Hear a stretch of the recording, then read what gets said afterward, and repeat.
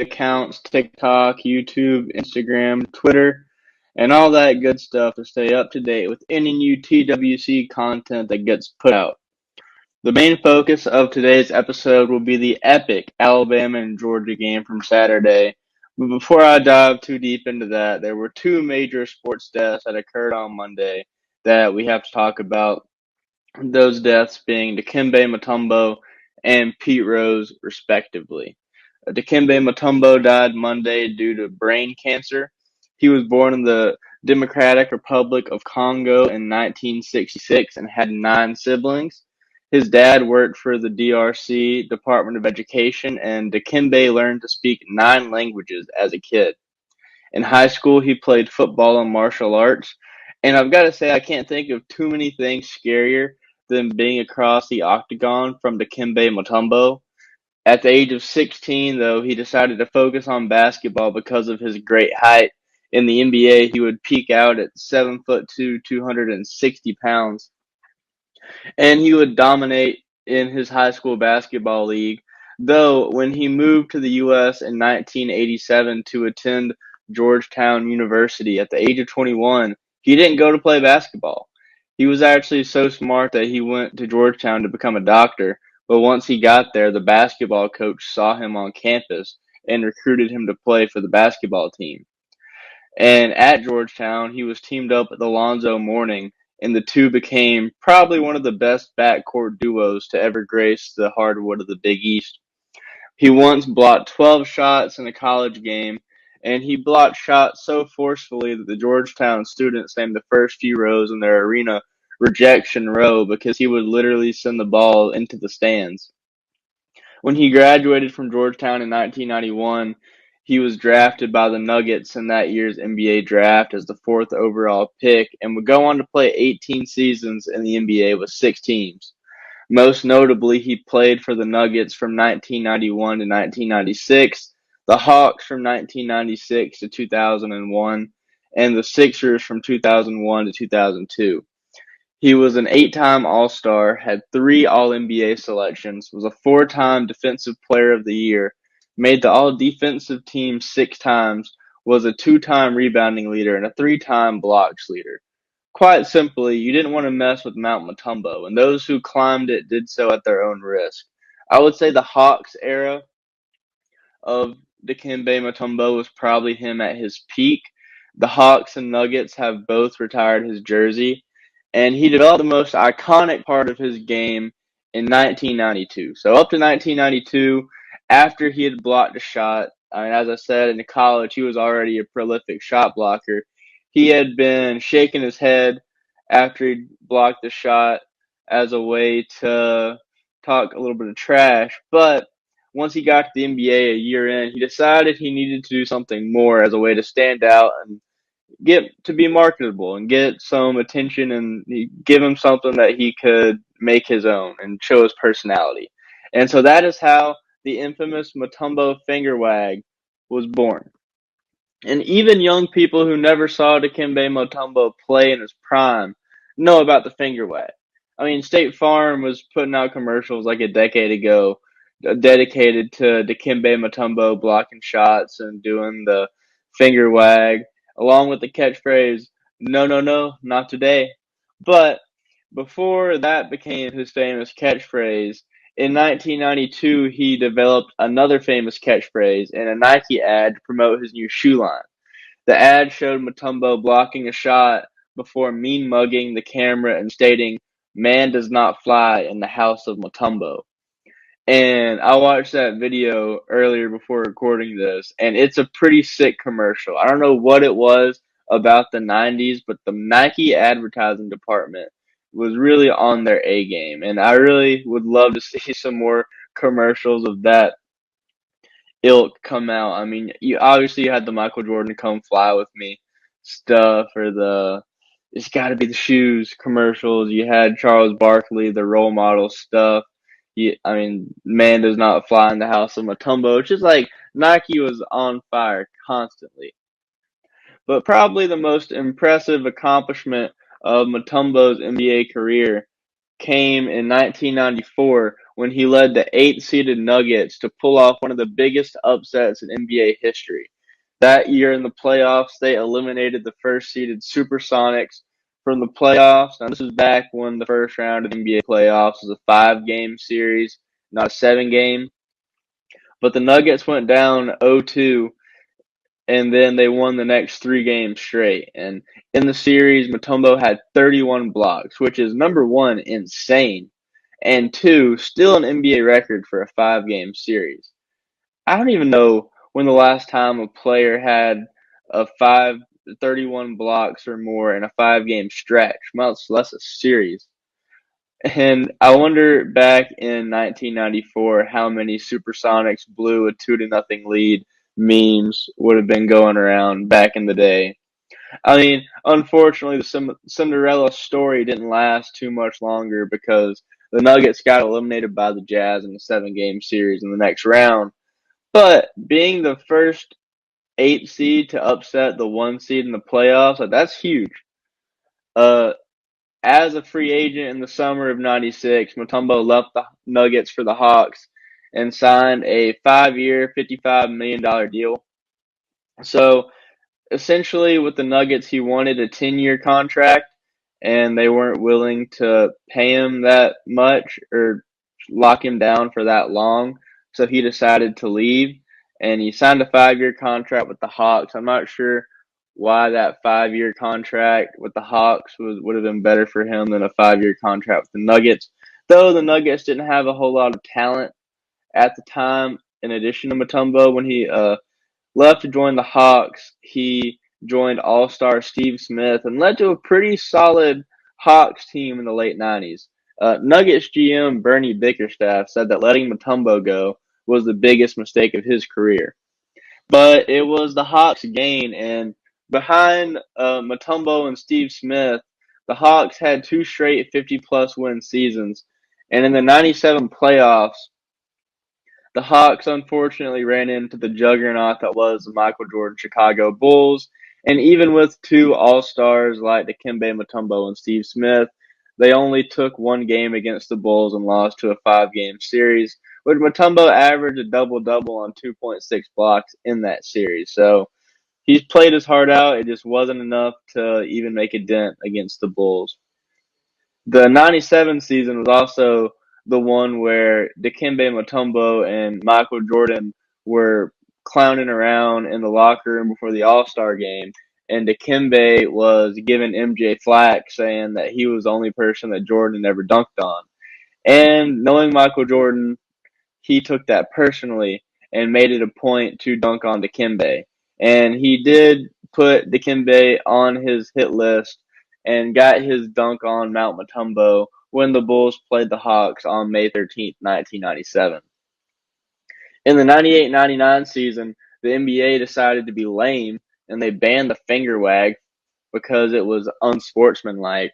So the finger wag as a celebration, it's actually interesting. So after that season, it became a technical foul if you were to finger wag in the face of somebody that you had just blocked a shot against. However, come like 2004, 2005, somewhere in that time frame, they loosened the rules a little bit, and now you are allowed to finger wag so long as you do it to the crowd and not to the player you just blocked. No, I think that's dumb. To me, if you're gonna feel some type of way about getting a finger wagged in your face after you get your shot blocked, how about just don't get your shot blocked and you won't have to worry about it.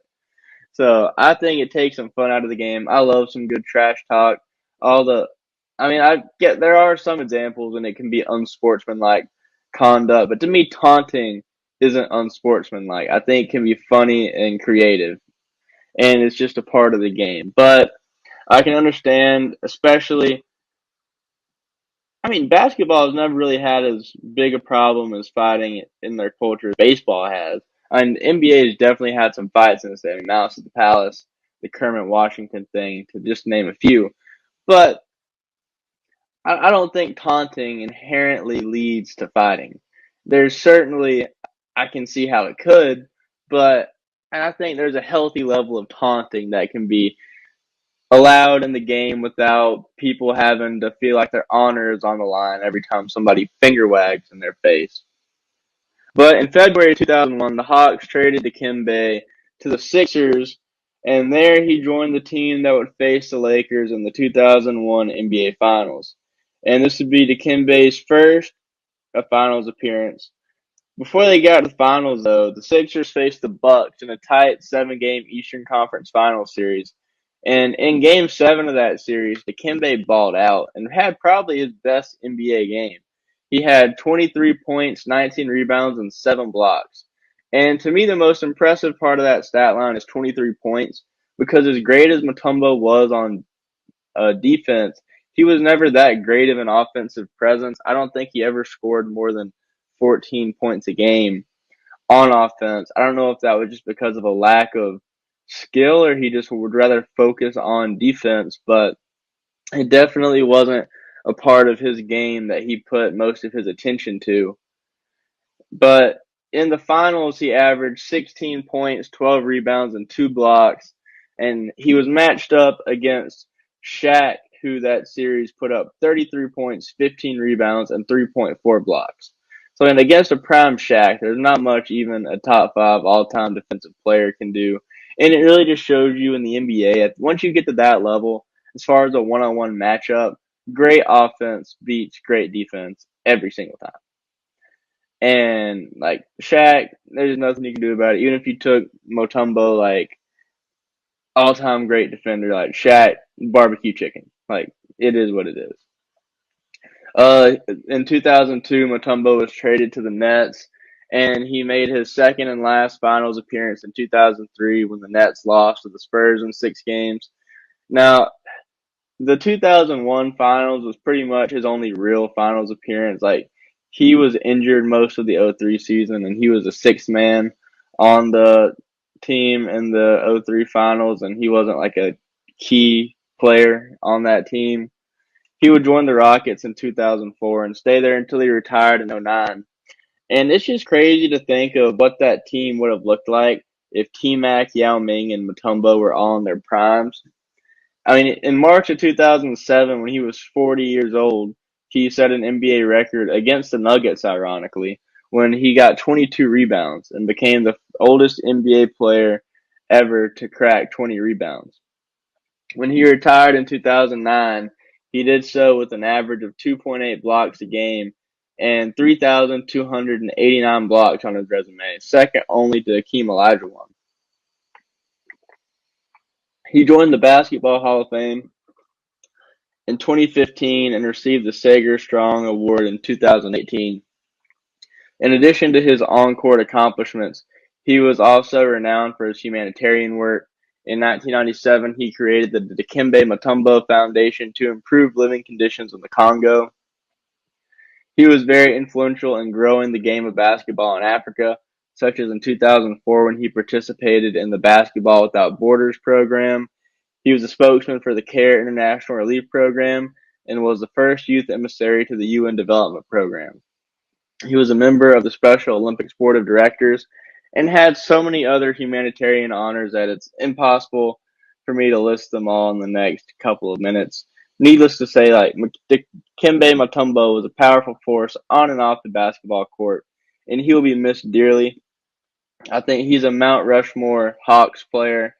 He's a Mount Rushmore Nuggets player. Just an all-time great, and a great sense of humor too. Like there's nothing like listening to Dikembe Mutombo laugh. It just brings a smile to anybody that would hear it, and he will be missed. Now, Pete Rose was the other legend who died on Monday at the age of 83 from heart disease.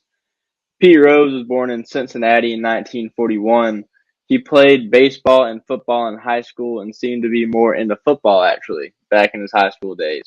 He got so upset that he didn't get upgraded to varsity at the running back position his sophomore year that he quit caring about school and failed his sophomore year and had to repeat. Because of this, he lost his sports eligibility his senior year, and so instead he played amateur baseball that season. And he played so well and had a batting average of .626, but he saw that as the end of his baseball career, and if it wasn't for the fact that his uncle was a scout for the Reds, that could have been it. But his uncle pushed him to try out for the Reds, and he ended up getting drafted in 1960. He didn't end up making his MLB debut until 1963, though, just because he was a good prospect, but still had to go through a couple years of minor league play. In spring training of 1963, the Reds' usual second baseman pulled his groin, and Pete Rose got subbed in. That's how he got a start. And it was that same year in spring training that Yankees pitcher Whitey Ford gave Rose the nickname Charlie Hustle. Now, there are two stories about how he got the Charlie Hustle nickname. The most commonly told version of events is that Pete Rose got walked and he ran to first base after the walk, and that's how he got the nickname Charlie Hustle. The other version is that Mickey Mantle hit a home run in spring training, and Pete Rose ran and jumped over the fence and ran the ball back to Mickey Mantle, and that's how he got the nickname Charlie Hustle. But the only person that I can tell that's ever told that story was Mickey Mantle himself. So I think him running to first base after a walk is probably how he got the nickname. But despite starting as a second baseman, he got famous as an outfielder before moving to third base in the mid-70s. For anyone out there looking for inspiration, Pete Rose, the MLB's all-time hit leader, went 0 for 11 before he got his first big league hit. But unfortunately for anybody looking to get inspiration out of this, Pete Rose didn't struggle long, and he ended up batting .273 on the season and winning the Rookie of the Year that year. After his rookie year, he joined the Army Reserves, actually, and served alongside Reds teammate Johnny Bench and Alex Johnson at Fort Thompson in Kentucky. Starting in 1965, he began a 10-year streak of getting over 200 hits in every season. In 1968, he had both a 22 and a 19-game hit streak. And despite being a heck of a hitter, though, he wasn't much of a slugger. He never hit more than 16 home runs in a season, though he did that in 1969. That season, he also peaked out his batting average and batted .348. He was the batting champion in 68 and 69. In 1970, that was when the era of the Big Red Machine began. From 1970 to 1979, the Reds won 2 World Series, back-to-back World Series, actually. They became the first team to do that since the 1920s New York Giants. They won 4 NL pennants and the NL West 6 times. I think they were the first National League team to do that since the 1920s Giants, because the Yankees the Yankees at some point have probably won 4 in a row or 5 in a row or something crazy like that. But the Big Red Machine was fueled by Hall of Fame manager Sparky Anderson and 4 Hall of Fame players, Pete Rose, Johnny Bench, Joe Morgan, and Tony Perez. And other notable players they had were Dave Concepcion, Ken Griffey Sr., George Foster, and Cesar Geronimo. In 1973, Pete Rose won the National League MVP and started a bench-clearing brawl in the same season. So, get you a man that can hold up a trophy on one day and start to fight the next. That bench-clearing brawl was in the NLCS against the Mets, and he got the fight started after he slid into the Mets second baseman to try and break up a double play. And on that note, I should mention that aside from the Charlie Hustle nickname and betting on baseball, Pete Rose is probably most famous for his sliding in headfirst constantly, which is probably a good metaphor for how he did most things in life, just running in and sliding headfirst. In 1975, the Reds beat the Red Sox to win their first World Series, and Pete Rose was the series MVP after batting .370. He was also named Athlete of the Year by Sports Illustrated and won the Hickok belt that was presented to the Athlete of the Year as a separate award. The Big Red Machine peaked in 1976 when they swept the postseason, something nobody else has done in the post-1969 expansion era. On April 29, 1978, Rose played probably his best game when he hit 3 home runs and went 5 for 6 against the Mets in a 14-7 win. And then just 6 days after that, he got his 3,000th hit. Later that season, on June 14th, he began a 44-game hit streak and became the only person to ever really challenge Joe DiMaggio's legendary 56-game hit streak.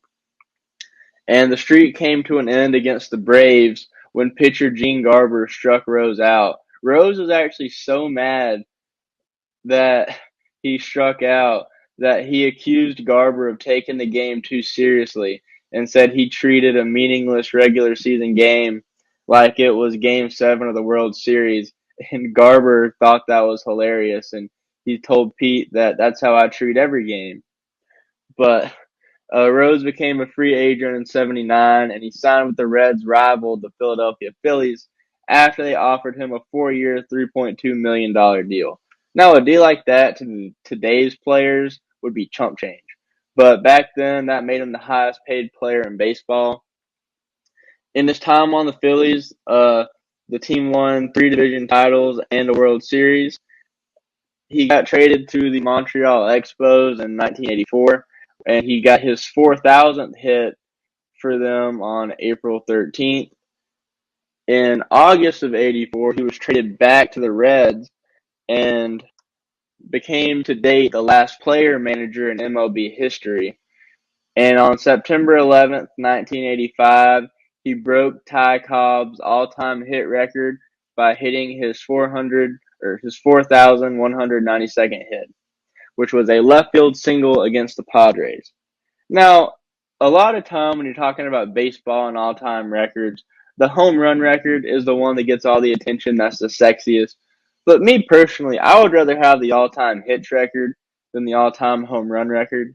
It's just, I guess, it's just personal preference. But to me, a player who gets hits constantly is more valuable than a player that just hits home runs all the time. I mean, you can have the home run record and still be a well-rounded hitter as well. But to me, I'm taking the all-time hits record any day. Let me know in the comments if y'all would rather be the all-time home run leader or the all-time hit leader. But a lot of controversy actually arose around this record in 2010 when Deadspin reported that Pete Rose used corked bats in the 85 season to help break Ty Cobb's record. He denied the allegations years prior because that wasn't the first time people had accused him of that. But the Deadspin article found 2 people that had memorabilia of a Pete Rose bat from that season, and those collectors were willing to have the bats x-rayed.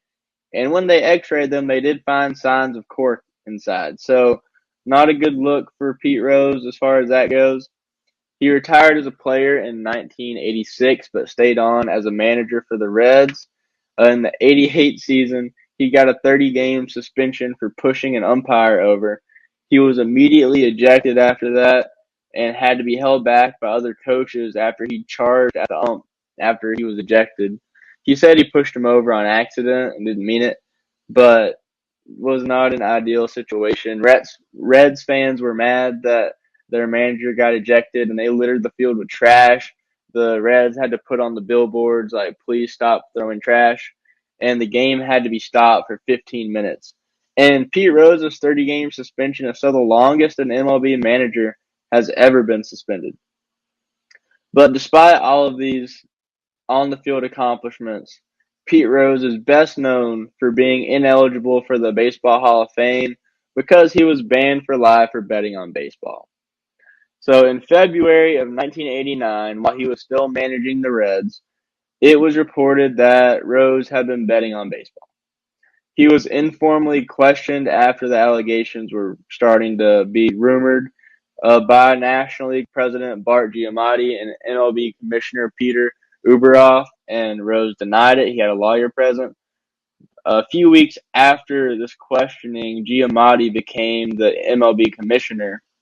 And 2 days after that, on April 3rd, 1989, Sports Illustrated published the first detailed account of Pete Rose's gambling habits. And the next day, MLB hired lawyer John Dowd to investigate the Sports Illustrated report and Pete Rose's gambling habits to see what the truth of the matter was. So Dowd issued his findings on June 27th in a 225-page report. So he talked about being thorough in his investigation. It's so wild to me sometimes how intense these investigations are into sports misconduct. Whenever Bill Belichick got in trouble with Spygate, they had a congressional committee almost decide to investigate the Patriots. It's just crazy sometimes how intense these sporting investigations are. But the report said that Rose bet on 52 Reds games and said that he bet $10,000 a day on various different sports like football, basketball, horse racing. Now, some argue against the $10,000 a day figure and say it was only $2,000 a day, which is still a crazy amount to be betting daily. That would be like $104,000 no, not even. If he did $2,000 a week, it would be $104,000 a year. I'm not going to do the math, but 2,000 times 365, that's more money than you should be betting. The report said there was no evidence that Rose bet against the Reds, but Dowd, off the record, says that he thinks Rose did.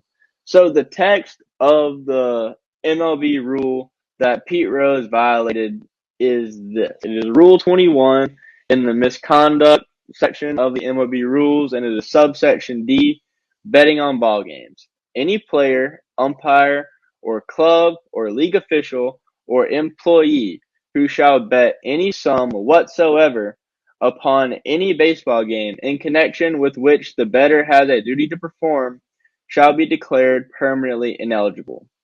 So Pete Rose has always said in his defense that he never bet against the Reds. But per the MLB rules, it does not matter if he bet for or against the Reds. It says if you bet any sum whatsoever upon any baseball game you're connected with, you're ineligible. He knew the rules, and he broke it. So I don't have a problem with Pete Rose being banned from baseball because of that. I think, though, the Hall of Fame debate is a little bit more nuanced, but I'll get to that in a second. So on August 24th, 1989, he was placed on the ineligible list. 8 days later, Commissioner Giamatti died of a heart attack, and Fay Vincent stepped up. And after his ban, Rose applied for reinstatement 5 different times, once in 1992, again in 1998, 2015, 2020, and 2022. So here's the weird thing about the Pete Rose situation to me.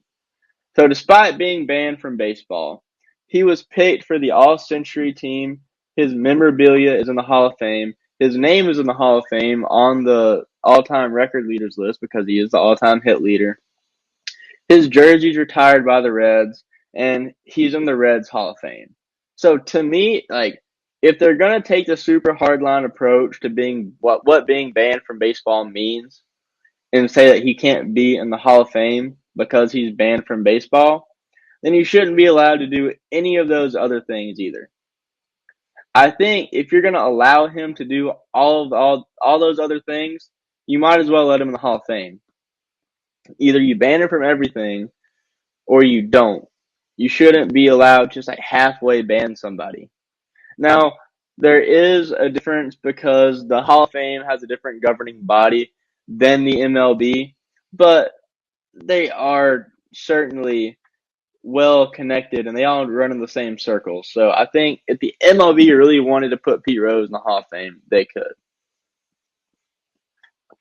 If what he did is so egregious to get him a lifetime ban, why put him on the all-time team? And if you're going to put him on the all-time team, you might as well put him in the Hall of Fame. If the idea of him not being in the Hall of Fame is you don't want to recognize him, and even, you know what? Because the Hall of Fame is a different entity than the MLB, I'll even put aside the fact he made the all-time team and the fact that the the Reds retired his number and put him in the Hall of Fame. Pete Rose has displays in the MLB Hall of Fame, or in the Baseball Hall of Fame.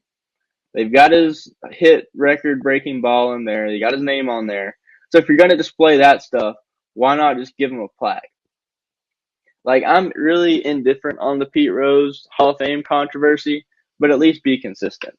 And MLB has been getting a lot of flack over consistency in recent years because they've embraced gambling while keeping Pete Rose banned. But I think there's a difference. MLB has embraced gambling in the sense that they promote regular people like you and me to place bets on the games. They do not promote gambling, and they still do not allow MLB employees to place bets on games because that calls the integrity of the game into question. If it were up to me, though, I think Pete Rose should be in the Hall of Fame. And while you're at it, throw in Shoeless Joe Jackson. Throw in there too. I see it both ways, but to me, the difference is if he's going into the Hall of Fame, he's going in as a player, not as a manager. He was banned for betting on games while he was a manager. I don't think that should affect what he did as a player. Now, there are some allegations against him that he did bet while he was playing, but that's not what he got banned for, and that's never been proven. So, I do think that Pete Rose will get in at some point, but it sucks now that it'll be a posthumous induction. And I think it'll probably be a while before he gets in, but at least in the next 15 years, I think Pete Rose will be in the Baseball Hall of Fame. I also think that what Pete Rose did is different from the steroid people because there are going to be a lot of people saying that the reason Pete Rose should be in the Hall of Fame is because you can't tell the story of baseball without him. And that's the same argument that people use to justify their arguments for putting Barry Bonds and Roger Clemens and Mark McGwire and so on into the Hall of Fame. I don't think that's a good argument. Pete Rose should be in the Hall of Fame because he had an outstanding career and he played with integrity. Now, there are a lot of areas of Pete Rose's life where he was lacking in integrity, but his play on the baseball field was not one of them. He got the name Charlie Hustle for a reason. He played his heart out, and he did so fair and square. At least, I don't know, maybe the court bat thing. Like, if we're going to start banning people over court bats, like that's a slippery slope because that opens up a whole new can of worms. Putting the court bat aside, we're talking about his actual play on the field. Like, steroids is an innate thing about your body that increases your power and helps you hit home runs. Like, that is a performance enhancer that you use. Pete Rose never enhanced his performance.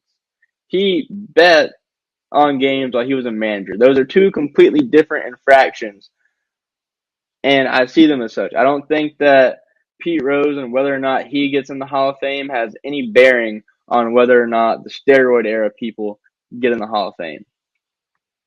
But unfortunately for Pete Rose, his ban on baseball wasn't his biggest issue in 1998 and 1990 because a year after his ban, he was sentenced to 5 months in a minimum security prison for tax evasion. And he kind of had a rough go of it for a little bit. From 1998 to 2000, he was a recurring guest at WrestleMania, where he would get beat up by Kane every year. And due to this, he became the first WWE Hall of Fame Celebrity Ring inductee in 2004. So that don't ever let anybody tell you that Pete Rose was not a Hall of Famer. And it's actually hilarious if you go back and watch Pete Rose's Hall of Fame induction ceremony. Bobby Heenan also went in that year, and he did a really funny joke about how he couldn't accept his Hall of Fame nomination because he bet on wrestling, and Pete Rose got a kick out of that. The same year that he went into the WWE Hall of Fame, he also released an autobiography where he admitted to betting on baseball for the first time. Upon Pete Rose's death, MLB and the Reds both released statements on his death. I would assume the Reds will have his number on their jersey for next season. They might have a decal put out in the field. And Pete Rose in the last couple of years had really started to make inroads and become welcomed back into the MLB community, which makes the hesitancy to put him in the Hall of Fame really weird to me. Because by the time it's 2022 and you're Rob Manfred, and there's a lot of things you can criticize Rob Manfred for, but at that point, it's been like 33 years since Pete Rose got in trouble for betting on baseball. Like, I don't see what harm it does in saying that he paid his, dues, like he's suffered for it. Even if you say, well, he didn't suffer properly because it took him 15 years after he got kicked out to admit that he bet on baseball. I mean, okay, granted, but from 2004 to 2022, that's an 18-year period where he was contrite. He was, I mean, he was on good terms whenever he would come around and visit. I mean, they let him back in for the Reds All-Star game when he was on the Reds Mount Rushmore. Like, I just don't see what harm there would have been in reinstating him after that. But it is nice to see the Reds, honoring him as a legend. So, in other news, and this is the biggest sporting event of the week, Alabama pulled out a major win against Georgia on Saturday. So I was not able to record last week because I was in Tuscaloosa for the weekend for the Alabama-Georgia game. And Thursday night's our usual recording time. I was on a flight to Atlanta. Going into the game, and I've said it on the podcast before, I was telling the people I was down there with, I had zero expectations. I said I would not be surprised if Alabama blew out Georgia, if Georgia blew out Alabama, or if it was a tight game. Well, I'll be danged if two of those things didn't happen. Based on how Georgia played against Kentucky, I could have seen a world where Alabama got a dominant win. But I did not have 21 points in the first quarter on my bingo card. So somehow Georgia managed both to blow out Georgia and make it a tight game at the same time. Historically, Alabama's a second half team, but in this game they definitely struggled in the second half. And I can't even say that Alabama struggled though. It was more that UGA was so far behind in the second half that they had nothing to lose and they just kept rolling the dice and gambling every single time, and every time they did, they just came up big. I mean, they went 5 for 5 on fourth down conversions in the second half. And despite being down 30-7 at halftime, Georgia outscored Alabama 27-11. And they even got ahead with 2 minutes left in the fourth quarter. Like, at no point in that game, even when Alabama was up 30-7, did I ever feel confident that we were going to win. I was texting Levi throughout the entire game, and he was being all doom and gloom about UGA, especially around halftime. But I told him it wasn't over until it was over. And I became doom and gloom when UGA went up. But thank goodness for Jalen Milroe and Ryan Williams. I don't know if anybody's told you yet, but Ryan Williams is only 17. And he had two amazing catches during that game. One was in the first quarter where he bobbled the ball while spinning and still came down with it. And it was a pretty long distance reception too. And that very well could go down as the catch of the season. And the second was a game-winning catch on a 75-yard touchdown. So Georgia went up 1 point with 2 minutes and 45 seconds left to go. And Alabama came back and answered almost immediately. Within 3 plays, they had a touchdown and it went back off the field. And Jalen Milroe, I mean, that touchdown throw to Ryan Williams, one of the best passes I've ever seen him complete. And he had a really great rushing game as always too. I thought this was one of the best dual threat games that Milroe's had in a while. Carson Beck played insane in the second half. He threw for 439 total yards. But, I mean, it was just a great game. It took years off my life. The city of Tuscaloosa was just pure euphoria and pandemonium after that game was over. And, I mean, I can't even lie. We were watching downtown, and I pretty much tuned out after the first half because I didn't think it was over, but it was at the point where you start socializing more than you are just intently playing because it's so far apart. And then you start, like, every now and then you look up at the screen to see what the score is, and Georgia just kept getting closer and closer. And then you go from, okay, like I was never confident, but I was like, I'm just being over anxious. Like, we should be fine. And it's like, wait a second, we might not be fine. It's like, wait a second, this is a ball game now. Wait a second, Georgia's ahead. And then, like, all of a sudden you go from super paying attention to start the game to zoning back out to all of a sudden you're like super focused and about to be like morbidly depressed if Alabama loses. But luckily they pulled it out. I would have probably cried if I went all the way down to Tuscaloosa just for them to get beat. But this makes Alabama 10-1 against UGA in the Kirby Smart era. And I think it shows that Nick Saban being out of the picture doesn't in and of itself make a difference. For so long, when it comes to Alabama football, Nick Saban has been like the Voldemort of the NCAA, and that you blame him for everything, and he's just this great monstrous figure that you even fear to speak his name. But now that Saban's gone and Alabama's still beating Georgia, I think maybe Alabama football is just that good. The new AP poll has Alabama at number 1 and Georgia at 5. But Georgia wasn't the only team who dropped this week. Ole Miss is down to number 12 after losing 20-17 to Kentucky. So the MLB playoffs are underway too this week. They just started a couple days ago.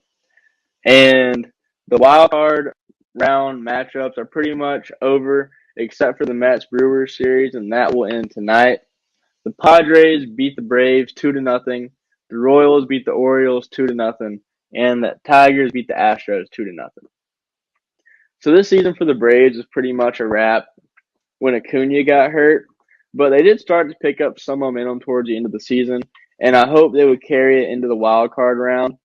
I didn't expect them to make a deep playoff run, but an NLDS appearance would have been nice. The Padres pretty much ended yesterday's game in the second inning, though, when they scored 5 runs. The Braves made a little comeback, but the final was 5-4. There was talk about Brian Snitker possibly retiring, but he put that right to bed in the post-game press conference and said he wishes that spring training started tomorrow and he can't wait to come back. But in this offseason, before spring training starts, the Braves need to really focus on re-signing Max Fried. So Max Fried is from California, and the current talk is, because he's going to be a free agent this offseason, that he wants to go back to California. But he also said that one of the proudest things he's ever been able to call himself in his life is a Brave. And the Braves need to do everything they can to make sure he does not leave, because it's important to keep as many pieces from that championship team around as you can, because that is how you keep a winning culture in your locker room. And there's something to be said about having championship pedigree. But as far as the AL and NLDSs, I'm taking the Yankees to beat the Royals, the Guardians to win their matchup. I forgot who it's against, and the Phillies and the Dodgers to advance. I'm interested to see if there's a bye week hangover this year, like there has been for the last 2 years. But surely to goodness, after 2 years now, these teams will know how to plan for a week off and actually be able to use it to their advantage and not get pushed out like chumps in the first round after dominating for an entire season. But we'll just have to wait and find out. And with that, I will leave y'all with that on this week's episode. See y'all next time.